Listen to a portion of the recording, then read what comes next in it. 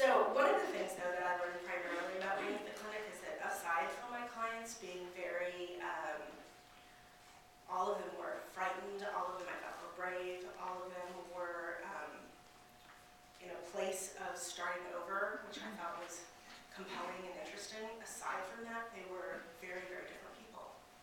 And so one of the challenges I thought about this book was really to make my character feel whole, so that while it's a book about abuse, it's really more a book about Jace and the 16-year-old. And so, part of the challenge was how do I get him to have a full life? So I made sure that he had interests. He loves soccer, he takes a lot of photographs, and of course he's 16, so what else does he think about but girls? So I thought I would read to you a little bit from a place where he is flirting with someone who they've been flirting for a little while. And we're pretty far into it, and the girl's name is Dakota. What is it about New Mexico and cliffs? I'm standing on top of another one, looking over the edge. Thank God I don't have a real fear of heights, just a healthy one. I scoot my feet farther from the edge. Beside me, Dakota is watching the waterfall that is crashing beneath us, churning up a sulfuric smell that I can't figure out.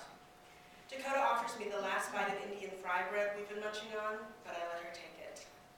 A few feet from us, on the ledge, two boys are shouting and pushing each other. I hear the ubiquitous chicken, bark, bark, bark call. If I do it, then you do it too, says the chubby guy. On three? Well, that's better. They approach the edge of the cliff, count to three, and jump. I grab my camera and start shooting as their figures plummet through the air and splash into the water below. I hold my breath until they both emerge. What the hell, I say. Want to try it? Are you nuts? I look at the water racing past. What is this thing called a dam?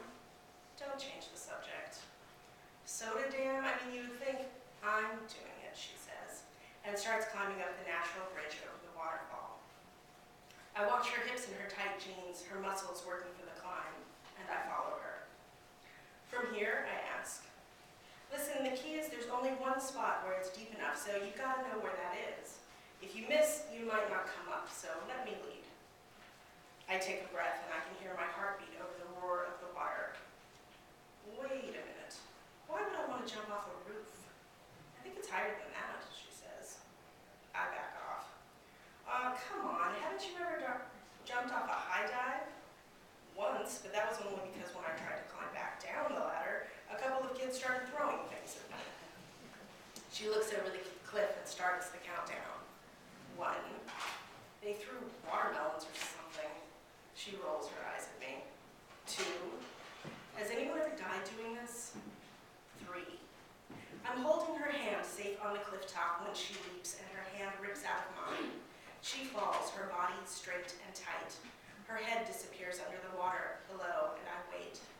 She does not rise. I see the churning water. Maybe she hit her head and she's sinking. Maybe she's down there drowning while I stand up here watching. I throw myself over the cliff, but my stomach stays up there. The sound of air, the pull of gravity, the cliff face blurs before me as I fall. Oh God, this is why they say you should look before you leap. They say a lot of things. Carpe diem. Even platitudes contradict each other. Man, this has to be the longest fall ever if I have time to think all this. I look down and see the water rushing at me, and then I'm under it. The world goes glub, and my jeans have been pushed up over my calf into the bend of my knee, to say nothing of what just happened to my butt and my underwear. The water is warm. I open my eyes and endure the stinging, looking for Dakota under the water. I pop up for a breath. She is in the shallow part of the pool, climbing out, and I am an idiot. I swim to her, and she offers me her arm. I take it and crawl onto the bank. She's laughing. Her wet hair looks even blacker. It's pressed against her head, dripping onto the rocks below. Her clothes are stuck to her skin, and I can see the curves of her body without even trying. My imagination didn't do her justice. Isn't it a rush? She says. You scared the shit out of me. I did? You didn't come up for air, I say. Yes, I did, but you were already on your way down. I thought you were joking with me. She pats me on the back. Thanks for trying to rescue me. Want to go again? I'm sorry, really I am. She shifts her weight onto one leg, and the curve of her hip pops into exaggerated relief. It was worth it to see you like this. She puts her arm around me, leans in, and kisses me. Her wet lips slide over mine, and I can taste the warm river. Thanks.